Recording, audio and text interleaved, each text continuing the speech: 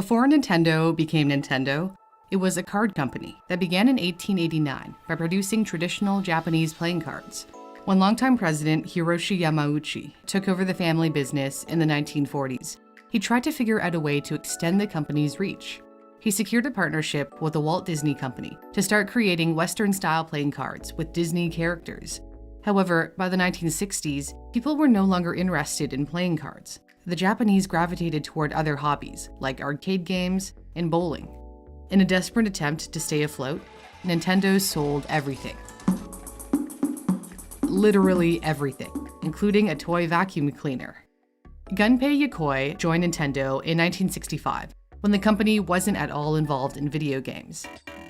He studied electronics at university and watched his friends get plum engineering jobs straight out of school while he struggled to land a job in his field.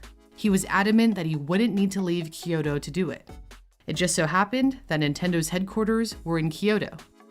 Nintendo was never his first choice or even his second or third choice, but out of desperation, he applied, not even to work as an engineer, but as a maintenance staffer. He was hired by Nintendo in 1965 to maintain the assembly line machines that manufactured the playing cards. He found he had a lot of time on his hands and started playing around in the factory where he had access to the machinery. For his own amusement, he built an extendable arm toy that could grip things, kind of like this. That caught the attention of President Yamauchi, who called Yokoi into his office. Yokoi thought he was going to get chewed out by the big boss, but actually the president was impressed by his inventiveness. He asked him to make a toy that the company could sell at Christmas. According to the book Game Over by David Sheff, Yokoi asked his boss, "What should I make?" Yamauchi replied, "Something great." He thought he could turn his extended arm into a great product. The Ultra Hand was a simple plastic zigzag contraption that extended and contracted like an accordion when you squeeze the handles together. It came with a set of 3 balls and stands, which could be used for practice. The Ultra Hand was a great success, Nintendo's first product ever to sell more than 1 million units. President Yamauchi then asked Yokoi to work on more toys. He designed the Ultra Machine, which came out in 1967. The ball shot out toward the player who tried to hit it. It was a good idea to make a toy related to baseball, considering how popular the sport is in Japan. This was Nintendo's second product to sell over 1 million units. Yokoi devised many more hits, including the Love Tester, which supposedly measured the level of affection between a couple when they held hands and touched the device. It was the first Nintendo product to run on electricity, though it was quite rudimentary. The Love Test was yet another hit. But not everything Nintendo sold was successful. One product nearly killed the company. In 1973, Nintendo came out with the Laser Clay. Yokoi had the idea of turning abandoned bowling alleys into shooting galleries, where people fire at clay pigeons with light beam guns. By then, bowling was on the wane. Although this was a clever idea, it was expensive and the timing was terrible. The same year it came out, OPEC drastically raised the price of crude oil, and gasoline prices skyrocketed. Nobody was in the mood to spend money on toys. Nintendo plunged 5 billion yen in the red. It narrowly escaped, but it did, and then became even stronger. The bright side was that Laser Clay paved the way for the beloved Duck Hunt, the classic shooter video game released a decade later. With the exception of Laser Clay, many of Nintendo's early products were a hit within Japan, but didn't reach any level of global success until the release of 10 Billion in 1980. You had to get the colored balls into their original position after they were rotated by 2 drums. This was Nintendo's response to the Rubik's Cube. For many people around the world, Yokoi's 10 Billion was the first time they had heard of Nintendo. As the company grew bigger, its research and development division split into 3 units. Yokoi was in charge of Unit 1, which focused on small, handheld games. The story goes that Yokoi was sitting on a bullet train one day when he saw a bored businessman fiddling around with his calculator. That's when he realized the appeal of a portable game that anyone could play anywhere at any time. But he had to convince his boss that this should be the company's direction. One day, when President Yamauchi's chauffeur was off with the flu, Yokoi drove the president to a meeting. He took the opportunity to pitch his idea of creating a portable gaming device, but President Yamauchi didn't seem all that interested. However, as fate would have it, Yokoi dropped Yamauchi off at a meeting where he sat beside the president of the world's largest manufacturer of calculators, Sharp, and mentioned the idea to him. Things took off from there, and Nintendo decided to give portable games a shot. In 1980, Nintendo released Game & Watch. Although Game & Watch would go through 60 different versions, what remained the same was the distinct cross-shaped control pad. This would later end up on Yokoi's masterpiece, the Game Boy. But I'm getting ahead of myself. We're still a few years away from the Game Boy. Things were looking promising for Nintendo in the early 80s. However, starting in 1983, revenues for video game makers dropped almost 97% in 2 years. Home video game revenues peaked at around $3.2 billion in 1983, then fell to $100 million by 1985. The industry-wide decline was blamed on an oversaturated market, especially in North America, where there were too many consoles to choose from. President Yamauchi also attributed the crash to poorly designed games. He felt market leader Atari gave too much power to third-party developers who produced rubbish games, in his words. Atari's E.T. is widely considered the worst video game of all time. The video game industry also had to fend off competition from the rise of personal computers.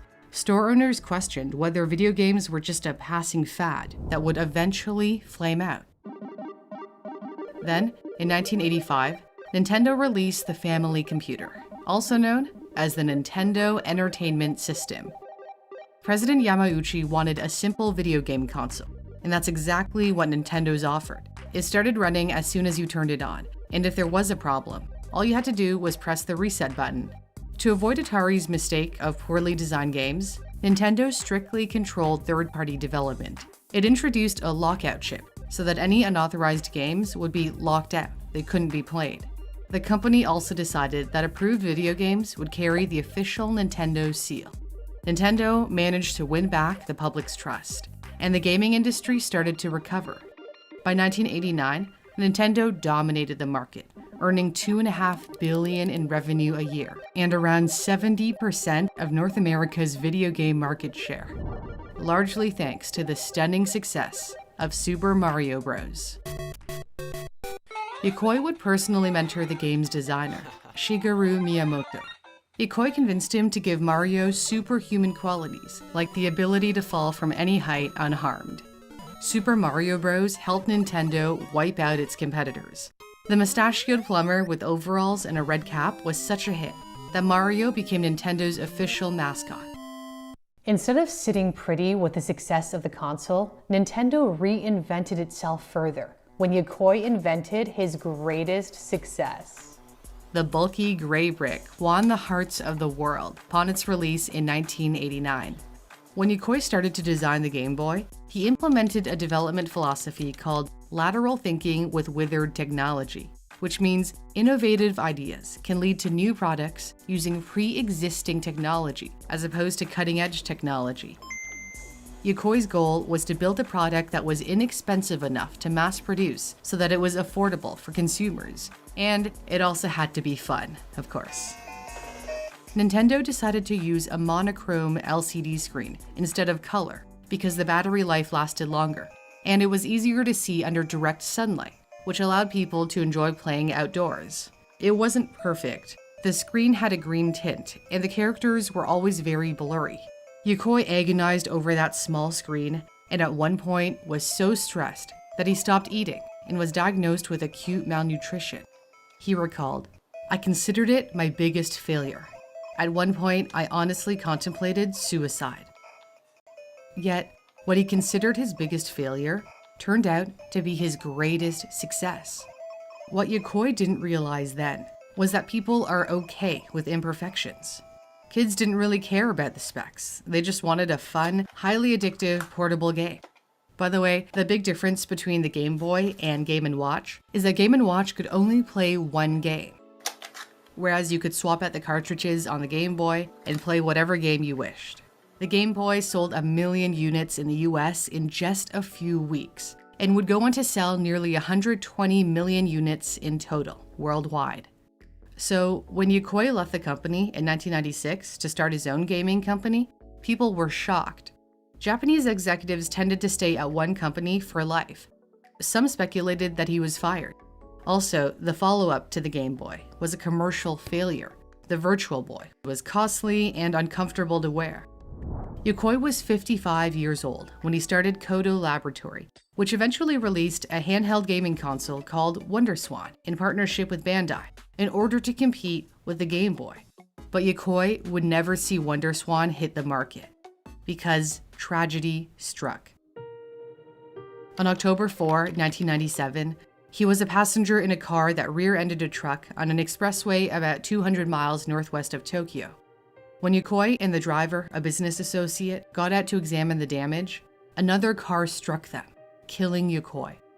His associate suffered a fractured rib. Gunpei Yokoi was 56 years old.